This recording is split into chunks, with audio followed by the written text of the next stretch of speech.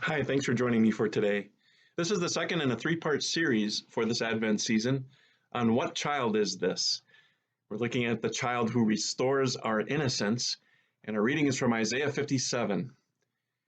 And it will be said, build up, prepare the road, remove the obstacles out of the way of my people. For this is what the high and exalted one says, he who lives forever, whose name is holy. I live in a high and holy place, but also with the one who is contrite and lowly in spirit, to revive the spirit of the lowly and to revive the heart of the contrite. I have seen their ways, but I will heal them. I will guide them and restore comfort to Israel's mourners, creating praise on their lips. Peace, peace to those far and near, says the Lord, and I will heal them. Forgetfulness only works accidentally. That's a shame. That means it only works when you don't want it to. The important appointment that you missed, the birthday card you never sent, the Christmas present you never wrapped. As horrible as such forgetfulness makes us feel, ultimately, there is no 100% guarantee that these things won't happen again. And the other side of the coin is that when you are trying to forget something, you can't. Your most embarrassing moment will be with you always.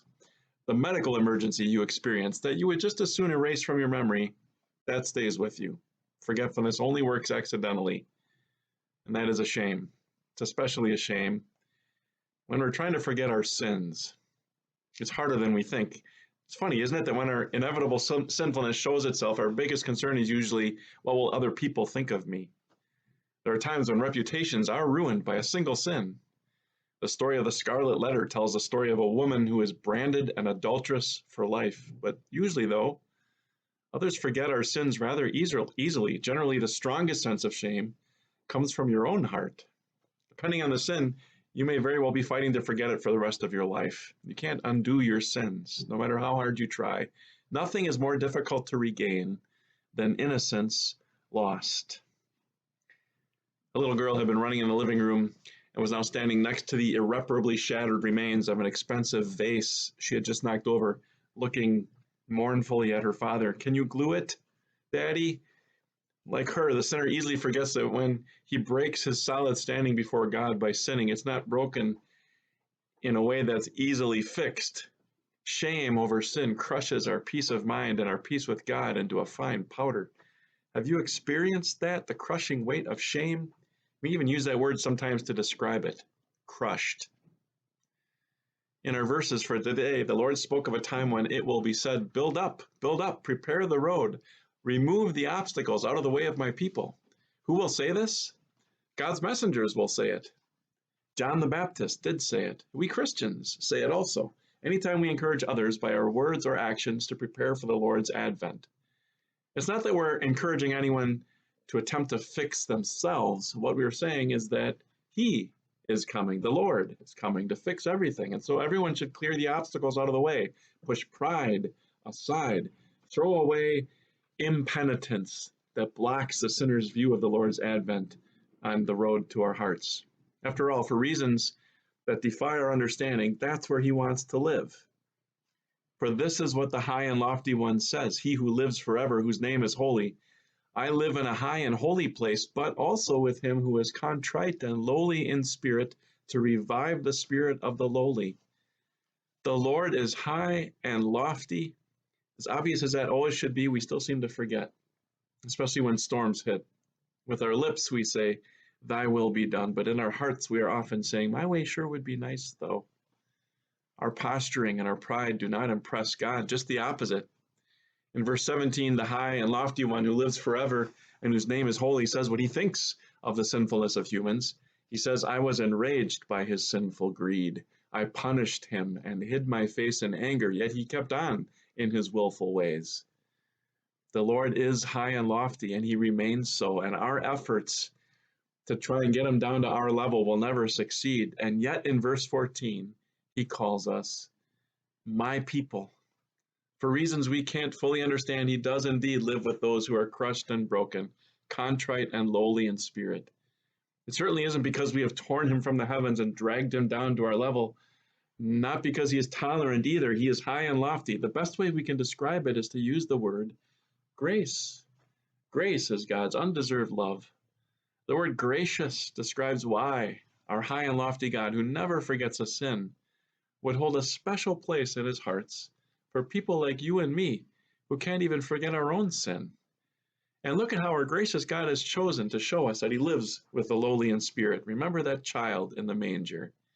In the hymn, "What child is this?" the question is asked, why lies he in such mean estate where oxen now are feeding? Mean means lowly. What is God's son doing on earth, living as a human baby, sleeping in a barn? And the answer, in the words of the hymn, is, good Christians fear, for sinners hear the silent word is pleading. And then immediately the hymn writer looks past the manger to the truest picture of our high and lofty God, living with the lowly. Nails, spear shall pierce him through, the cross he'll bear for me, for you. All who have been crushed by sin, who cannot forget the shame of innocence lost, can finally find relief in this Savior who was born in a barn and who died with criminals. In both places, we see that God has done something much better than forgetting our sin. He has moved it to a new place. He put it on Jesus, and in so doing, he revives the spirit of the lowly and revives the hearts of the contrite. In short, he accomplishes the impossible. He restores our innocence. The devil, who never misses a chance subtly to plant doubt in a believer's heart, often strikes at just this point. Just as all of our pleas for forgiveness and restored innocence are being answered at the manger and the cross with God's glorious yes, the devil waits an hour or two and then adds the word, theoretically. Yes, he agrees, God's gift is truly wonderful, theoretically. But is it really for you? How strong is your faith? Don't you repeatedly let this message slip from your heart? What is God really going to say to you personally about this matter of a wavering faith? Of course, he doesn't use actual words to say all of this, just some intangible thoughts and a vague sense of uneasiness. God responds with a message that obliterates the devil's last attempt to claim us through doubt. As God says of each of us in verse 18, I have seen his ways, but I will heal him. I will guide him and restore comfort to him, creating praise on the lips of the mourners in Israel. Just when fear threatens to drive all trust in the Father's promises and the Son's sacrifice from our hearts, God answers with the promise of the Holy Spirit, who in the New Testament is called Comforter. Jesus Christ is the child who restores our innocence. It's often said that children help older people feel young again. There's something about looking at things through the young and seemingly innocent eyes of a child you are with that helps restore an older person's own sense of wonder about the world. Some would say that's the miracle of the baby Jesus at Christmas time. But you and I know better. That child is the silent word of the Father who pleads for sinners. He is evidence that the high and lofty God lives with the lowly. Nails and spear will pierce him through, and he will bear the cross for me and you. That's the child whose birth we soon celebrate. There is a sense of wonder at Christmas time, but that's because we are wondering how and why God would accomplish the mystery of his own Son made flesh to make the ransom payment for people like us. God has shown us the true miracle of Christmas. It's his grace. We'll see you next time.